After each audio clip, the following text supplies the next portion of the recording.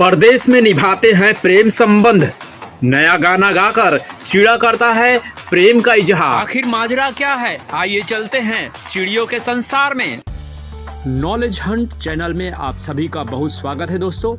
आइए जानते हैं चिड़िया संसार की रोचक बातें। संसार में एक यही जीव है जिनके पंख होते हैं। ये सभी उड़ते हैं, घोंसले बनाते हैं और अंडे देते हैं। चिड़ियों से संबंधित जितनी भी विचित्र बातें हैं, उनमें सबसे ज्यादा अजीब है पक्षियों का एक देश से उड़कर दूसरे देश को जाना फिर लौटना, अर्थात कुछ समय के लिए उनका प्रवास। ये अजीब बात है, आज भी रहस्य बनी हुई है। साल में 2 बार बसंत और पतझड़ में लाखों चिड़िया किसी सुनिश्चित स्थान को पहुंचने के लिए लंबी यात्रा पर प्रस्थान करती हैं।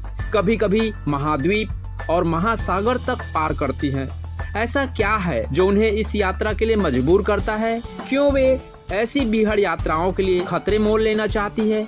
और कैसे उन्हें पता चलता है कि किस रास्ते से होकर जाना चाहिए? इन बुनियादी सवालों का अभी तक कोई संतोषजनक उत्तर प्राप्त नहीं हो सका है। चिड़ियों के प्रवास संबंधी सारी समस्याओं में एक बात और है जिसके कारण उलझन और बढ़ जाती है।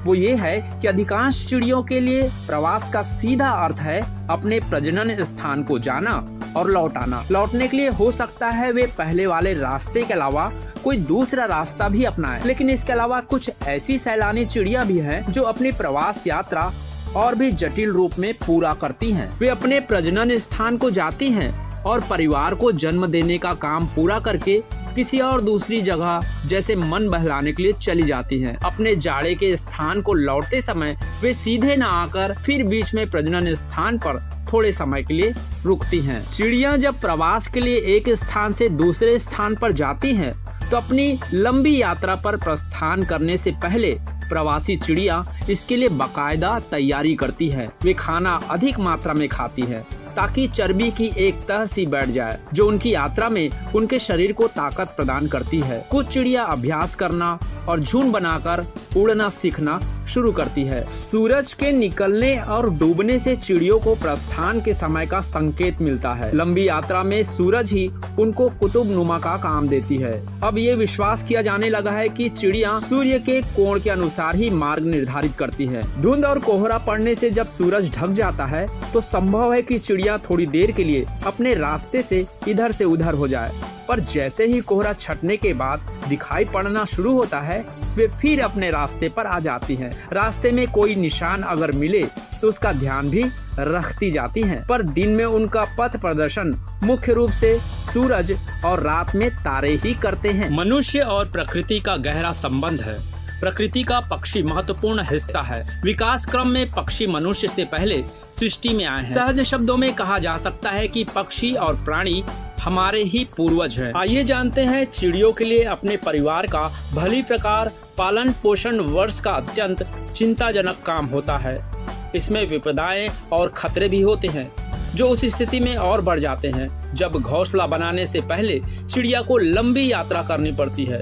चिड़िया के परिवार की स्थिति बहुत ही नाजुक होती है। हर प्रजाति की चिड़िया ठीक उसी मौसम में अंडे देती हैं जब उनके लिए यथेष्ट भोजन उपलब्ध हो जाता है और आसपास की स्थितियों में कम से कम खतरा होता है। चिड़िया अनुकूल स्थितियों का इंतजार करती रहती हैं। अंडा देने का समय आते आते नर के प्रजनन कालीन पर निकलने लगते हैं। पुराने पर झड़ जाते हैं और नए पर निकल आते हैं जिससे वो और अधिक बना सौरा दिखने लगता है। ज्यादातर नर चिड़ों की रोजमर्रा की बोलियों में एक नया गाना या कम से कम कुछ नए गान स्वर उत्पन्न हो जाते हैं। ये गाना उनकी सामान्य बोली के भाव स्वर से भिन्न होता है।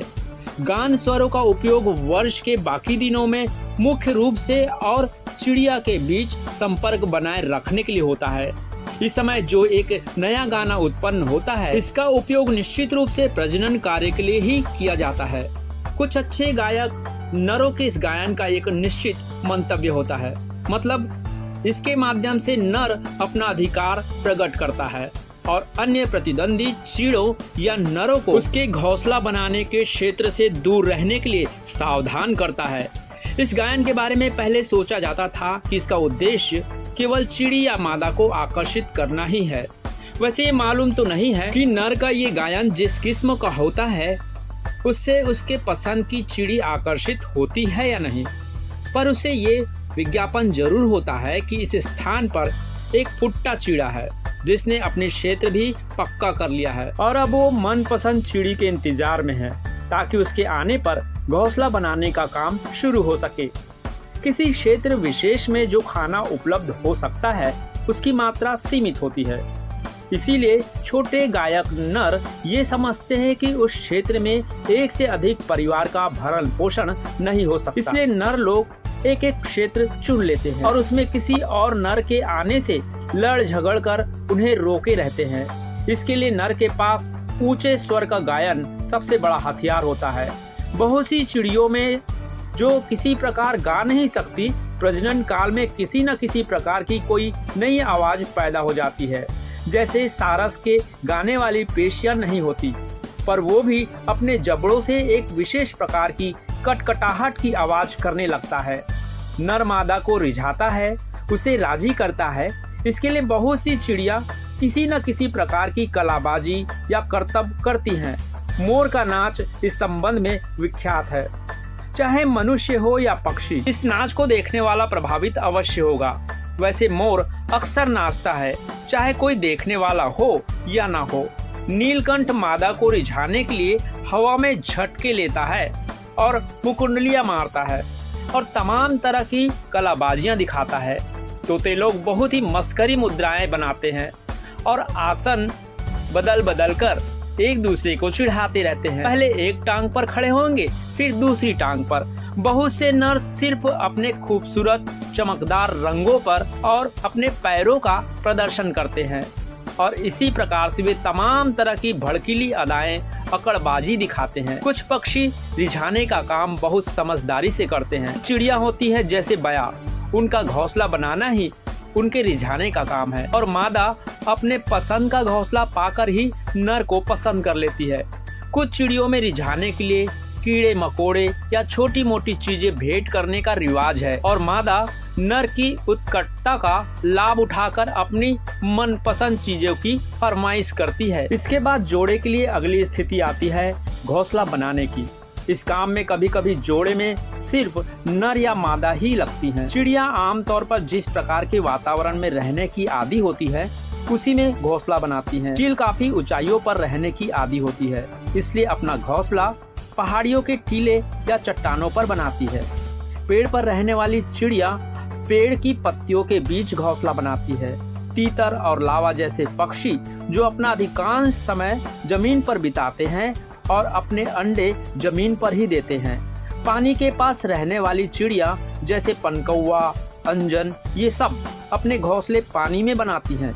इसी प्रकार अन्य चिड़िया भी ऐसे ही स्थान पर घोंसला बनाती हैं जो उनके वातावरण के अनुरूप हो। ऐसे ये आम नियम है, पर इसके अपवाद भी हैं। यहाँ दो का ही उल्लेख काफी होगा। पतरिंगे किसी भी तरह से जमीन पर रहने वाली पक्षी नहीं है, पर ये जमीन पर एक आड़ी सुरंग सी बनाते हैं और बहुत सी बतखें ऐसी होती है जो अपने घोंसले पेड़ों पर बनाती है। छोटी प्रजाति की चिड़िया जैसे फुटकी, दर्जी और दैयार, ये सब अपने घोंसले अकेले में बनाती है और ऊपर से किसी प्रकार की आड़ कर लेती है। इसका एक कारण यथासंभव ये हो सकता है कि छोटी चिड़िया इस लायक नहीं होती कि भोजन की खोज के लिए दूर दूर तक आ जा सके और दूसरे इस बात का भी यकीन होना चाहिए कि आसपास कोई दूसरा छीना झपटी करने वाला नहीं होगा।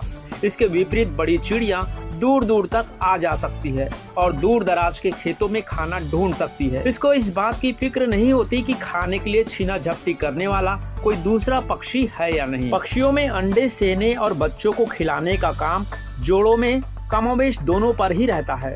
कुछ में नर मादा बराबर बराबर करते हैं, कुछ में मादा के ऊपर बोझ ज्यादा रहता है, जबकि कुछ ऐसी अपवादें हैं जैसे रंगीन कुनार जिसमें अधिकांश घरेलू काम नर को अकेले ही करना पड़ता है। कुछ भी हो, छोटे बच्चों के माँ बाप दोनों को सख्त मेहनत करनी पड़ती है।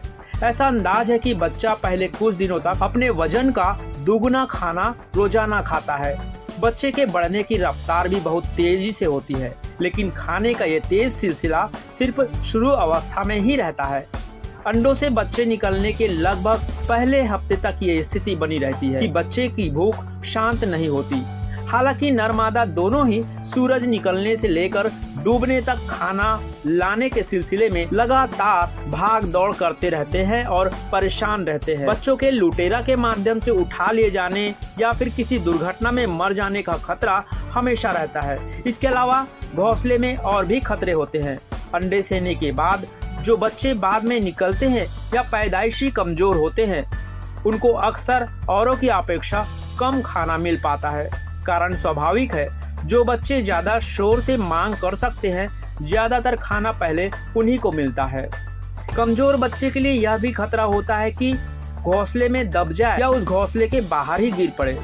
इसके अलावा बिल्लियों, छिपकलियों, चूहों, सांप, कौओं और दूसरी चिड़ियों के अलावा आंधी पानी से भी उन चूजों को खतरा रहता है। नॉलेज हंट के लिए आज बस इतना ही। अगली बार आपका दोस्त गिरीश मिश्रा आपके लिए फिर कुछ नया वीडियो लेकर आएगा। तब तक के लिए नमस्कार, जय जोहार, जय छत्तीसगढ़।